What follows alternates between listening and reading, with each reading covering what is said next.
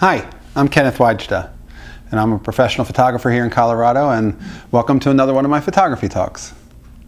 Today the topic is Sunny 16.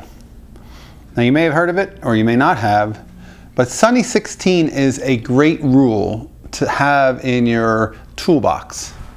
Is that right? The right tool to have in your toolbox.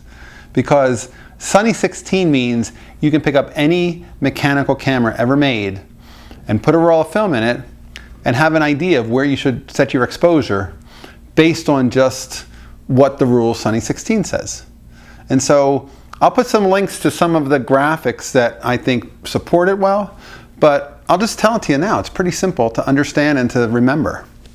And once you have it down, you can just use it over and over. You can even use it on days when you're not shooting and just say, today's a day where it's this exposure or this exposure.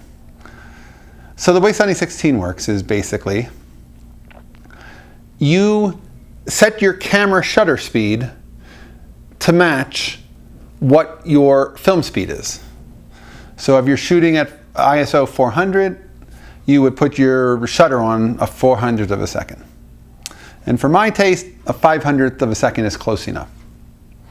If you're shooting 100 speed film, I'd put my shutter speed on 125. So you match your shutter speed to your film speed. And then you use your aperture to determine what the lighting conditions are. So say you're using 400 speed film, I have my camera at f16, I have my camera at 500th of a second. f16 is what you would shoot if you were shooting in bright sunlight and the subject is in bright sun. If it's kind of a hazy sun, or they're a little bit turned away from the sun, then you would open up a stop to f11. So you have full sun, hazy sun, and then bright cloudy, and then kind of dim, dismal cloudy.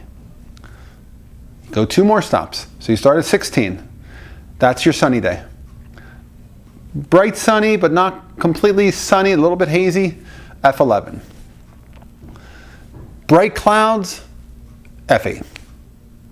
Kind of dismal clouds, 5.6.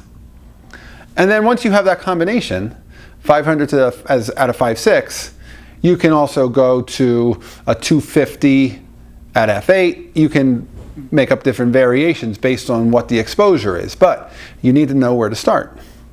So on any given day, it's either full sun, it's kind of sunny, bright, but not complete sun, it's bright cloudy, or it's dim cloudy. Those are the really 4 choices that I see.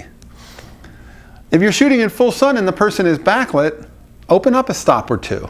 You have some choices to say, I'm going to learn to see light, and I'm going to recognize it that it's not full sun on my subject, even though there's full sun out, because I turned them back, let's say.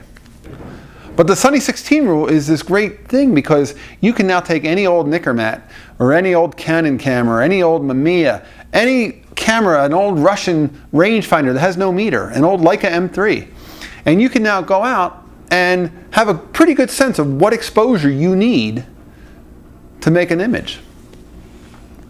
Now film is very forgiving if you overexpose. If you overexpose by a stop or 2, you're going to be fine. But if you underexpose by 2 stops, it's almost like the negative has nothing on it. There's no material, there's no light burning, there's no sunburn on that film. And so there's nothing to work with. So you really want to err on the side of overexposure with film. So you could say, I think it's an f11 day on a sunny, hazy day, but I'm still going to shoot at f8. And you'll be fine. You really want to err on overexposure on negative film. For slide film, you have to be right on. And so typically, if you think the exposure should be f11, you might want to shoot one at f8 and f16 so you have choices, because a slide doesn't have another step to go to make a print. A slide is a final product. But Sunny 16 is a great handy thing to have around, because no matter what film you're using, you can figure out what film speed matches what shutter speed matches the film speed, and it gives you a guideline where to start. And then you can certainly change your aperture and shutter speed, and if you open up a little bit, you can go a little faster with your shutter and vice versa. Indoors, my rule of thumb with 400 speed film, 60 at f2. If you're shooting in most homes, most venues, most restaurants, and you're inside, a 60th of a second at f2 will give you something on the film. And I typically travel with a lot of small primes, so I don't have slow lenses that only open up to f4 or anything like that. If you are not sure, shoot some at a 60th at f2. A 30th doesn't stop enough action, and there's enough blur that it becomes a problem. But a 60th is a good shutter speed for shooting people engaged in what they're doing. And then f2, you may as well start as wide open as your lens goes if you're shooting in a dark place like that. There's no reason to stop down at all.